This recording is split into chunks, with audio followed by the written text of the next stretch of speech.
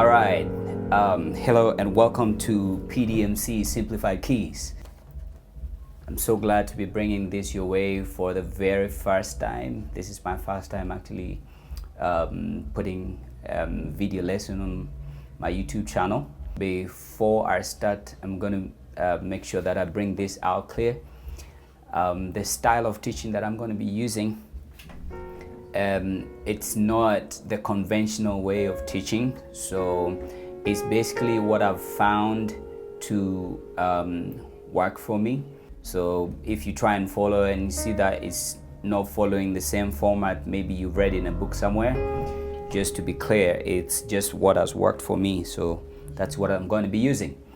So yeah, so just a little bit of introduction. So over here, this is my keyboard that I'm using to when I play. All the sound that you hear is coming from, well, the sounds are not coming from this keyboard. I have software sounds that I'm using, but so this is what I'm using. So it's for you to be able to see exactly what I'm playing. Like you can see my hands here. I hope it's spread out well enough for you to be able to see everywhere. So I have my actual keyboard, and then on the screen you can actually see my virtual keyboard that lights up when I play a note. So if I play a C, then you see that C lights up over there. Okay, so that is for you to be able to follow, just in case you don't see what my hands are doing, then you can follow the lit virtual keyboard on the screen. I think that will be able to make our learning a bit simple. That's why it's called Simplified Keys. All right, having said that, so I think we'll jump straight into our today's lesson, which is actually introduction to piano keyboard. I'm going to be introducing you to the piano keyboard layout. This is basically how the notes are grouped on the keyboard. Nothing to do with the operational notes, it's just the keys. Okay, what you see here, these are the notes. Okay, this is what I'm talking about. Okay, so to start with, we see that the white notes are not grouped in any pattern, but when you look at the black notes, they are grouped in 2s and 3s, and the pattern keeps repeating itself all the way. Now this may look a little bit scary when you look at it the first time. You'll be thinking, so do I really have to memorize or cram all these keys? Here's the good news. The good news is that a keyboard actually basically has 12 keys or 12 scales. So once you know the 12, the same thing keeps repeating itself, just on a higher pitch. So for example, if I start here and from this note over here with the 2 and 3s, you see that the same pattern keeps repeating itself here.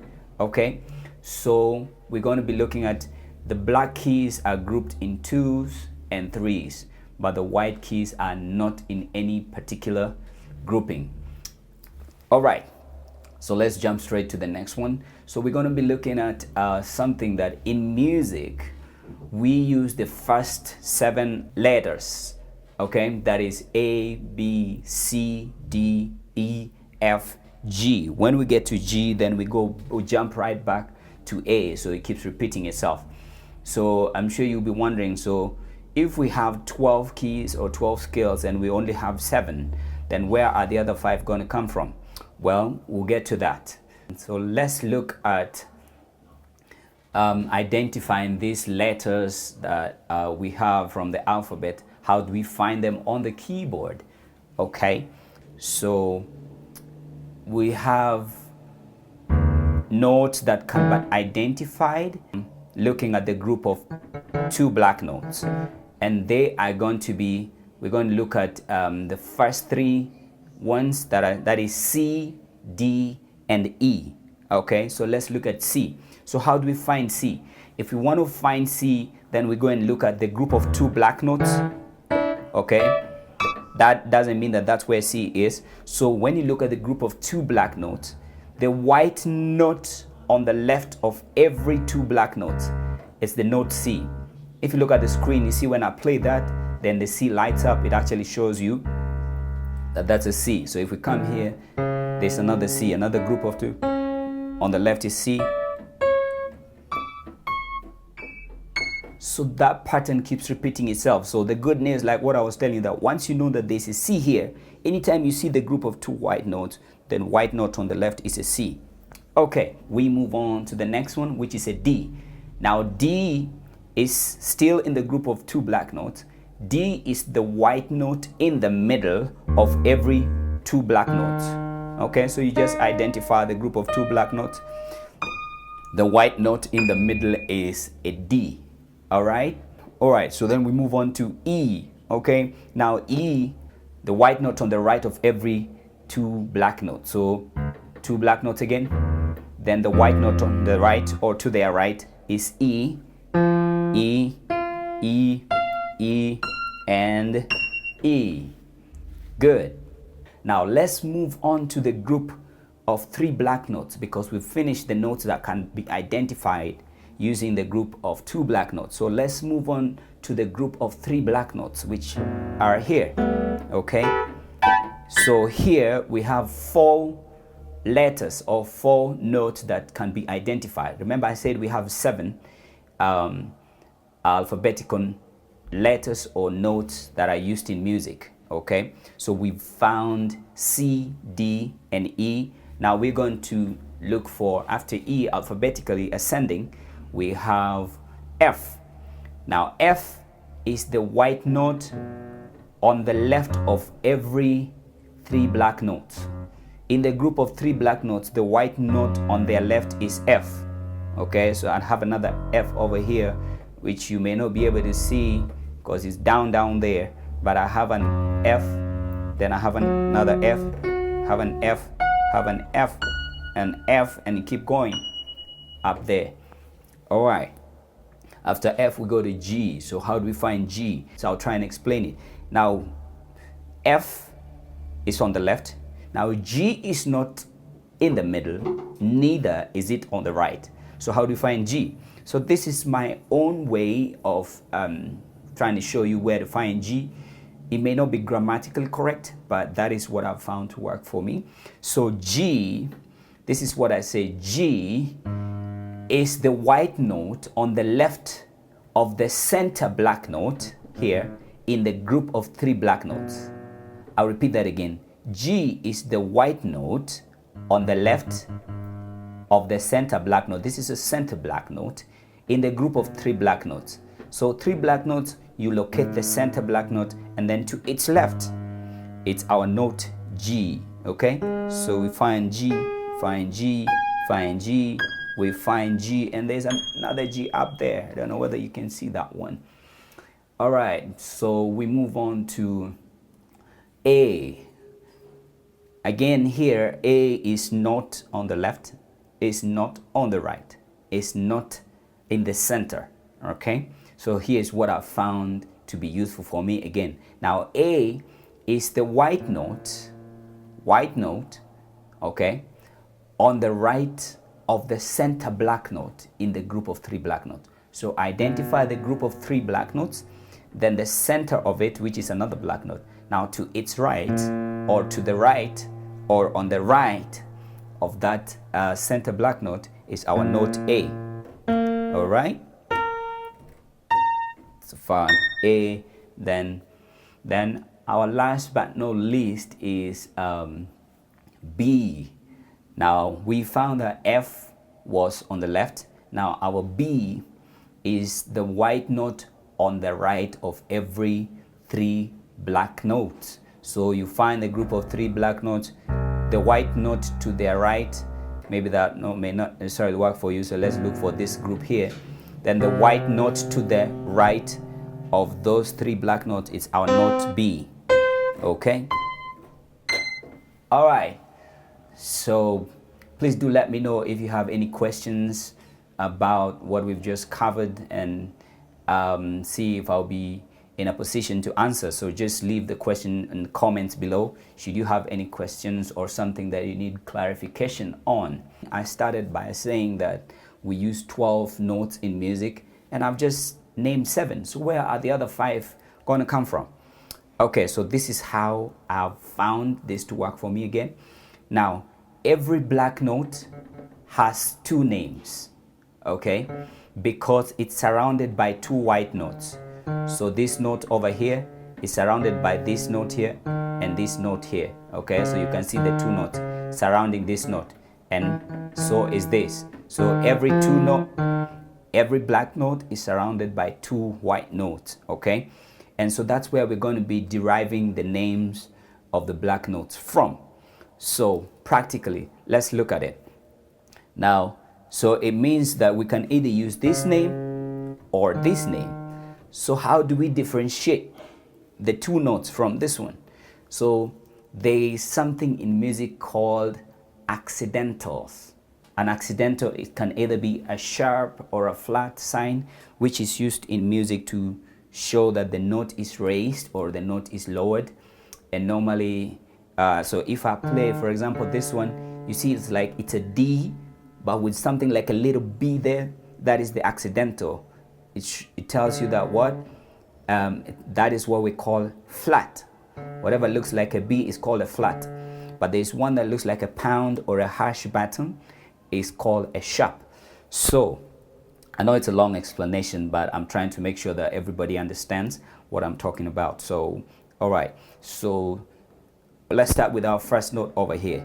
So this note over here is surrounded by these two notes. Because it's after this note is after the C here, so we use the accidental sharp. So we'll call this one, it's C, but it's not this C, so it's called a C sharp because it's after C, and it's before D, so we call it D flat. Okay, I hope that makes sense. So a C sharp or a D flat, that same note has two names. Okay, and then when we move to the next one, already automatically the software is telling you that it's E flat, but like I said, it has two names. So because it's below E, it's called an E flat, so you have to lower E to get to it, and you have to raise D to get to it, so it's called a D sharp or an E flat. All right, then we move on to this one over here, a G flat, because it's below G and it's above F, so we'll call it F sharp or G flat. So this one here will be G sharp or A flat, and then this one here we'll call it A sharp or B flat. So now we have 12. We have C, C sharp or D flat, D, D sharp or E flat, E, F, F sharp or G flat, G, G sharp or A flat, A sharp or B flat, and finally back to B. So you see, when we get to B, the reason why I say that this is all you need to master. 1, 2, 3, 4, 5, 6, 7, 8, 9, 10, 11, 12. This pattern here, or let me start from here. See, this one, all the notes in here, the same thing has been repeated. So it just keeps repeating itself here. Then you shift that one up, you shift it up, you shift it up. So once you master this, it's like you master the whole keyboard. You know what I'm saying? Yeah, so that's basically it. I hope that makes sense. So as we wind up, I'm going to try and introduce one or two more things. Then we'll be continuing from that. All right? Okay, so let's look at something in music that is called a semitone or a half step. Okay, so you'll be wondering, what is that? The word semi or semi simply means half. So semitone or semitone is half a tone, which is half a step. So which means there is a tone. So what is a semitone? A semitone is the smallest distance in between two notes. So for example, if we pick any note, if I pick this one, I'm always starting with C, or I can start with that C over there. So the distance between this note here and this is the shortest distance that you can find. The reason is there's nothing in between them. Okay, so you cannot say that from here to here is the shortest distance, because there is this guy here. See, So that guy separates, so it makes the gap even wider.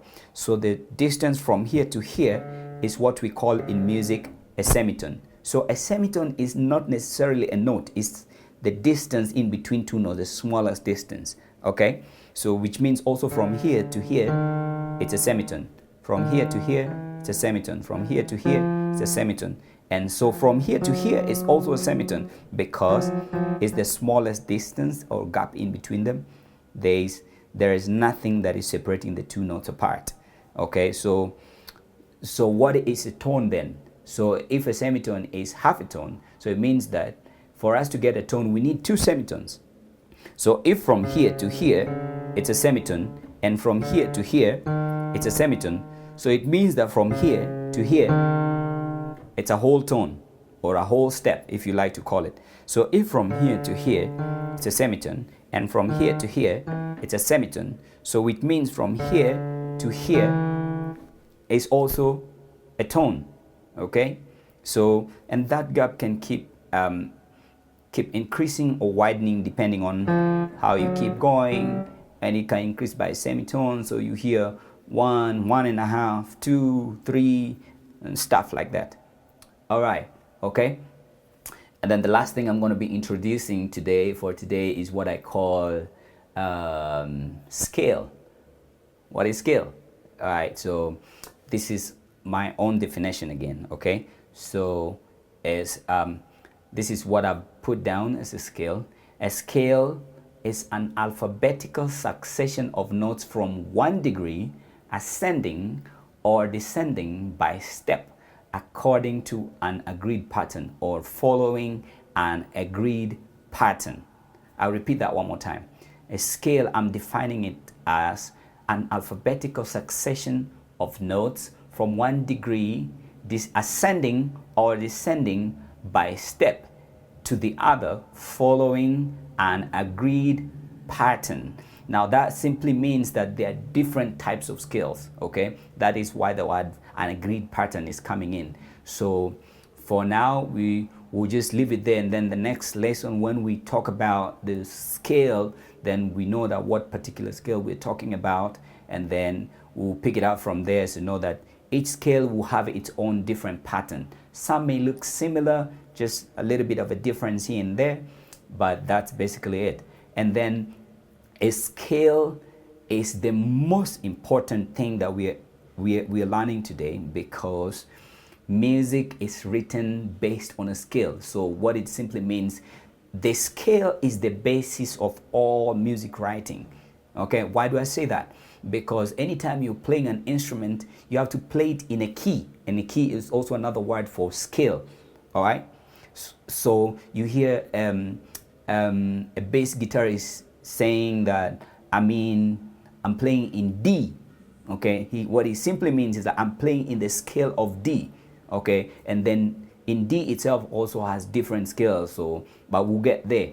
So you cannot play any music without the scale, because even the chords that we're going to be learning, whatever it is, the improvisations that we're going to be learning, they are all derived from the scale. So this is probably the most important part of this lesson is the scale. Do you understand? So knowing how the keyboard layout looks like, it's great, but then we get to the most important part of the lesson, which is the scale. The scale is the basis of all music writing. Okay, so for example, you hear somebody saying that I'm playing a 3, or I'm playing a 6, or a 4, or a 7, or a flat 7. So what are they talking about? What they're basically talking about is like they are referring to the home, which is the scale, a reference point. So a 7 can be found in every scale. So if we pick C as our first note of the scale, which I'm just going to demonstrate here, not really into details, but a C would sound something like,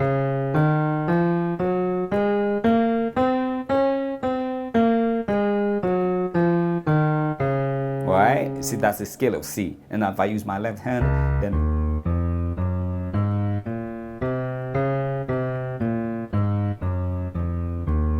so if you are to number it, it's 1, 2, 3, 4, 5, 6, 7, 8, or 1, because that's the same one we started by playing. Okay, so you can play 1, 2, 3, 4, 5, 6, 7, 8.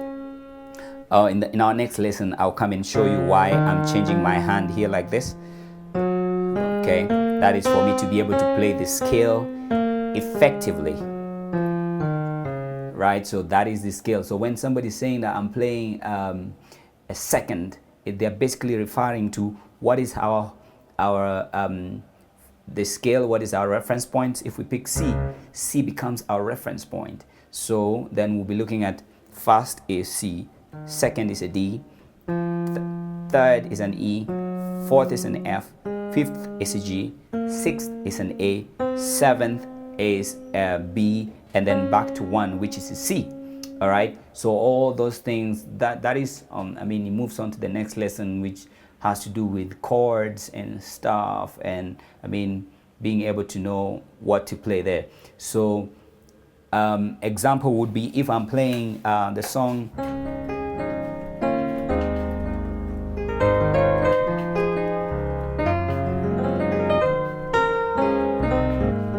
for example, a song would be Amazing Grace, how sweet the sound. Playing it simple. The saved a wretch like me. I once was lost, but now come from. Was blind, but now I see. That's just an example that I'm using, right? I'm sure some people play it differently. I will also play it differently based on what I'm adding here and there. But you see, like, I played C, sing grace, then I play some chord there. I'll sing, that's it, like me.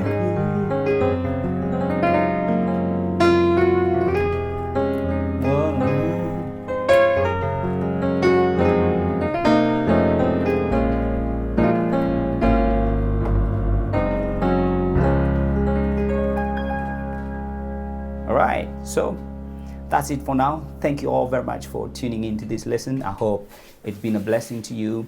If you like this lesson, please remember to give me a thumbs up, to give you an encouragement.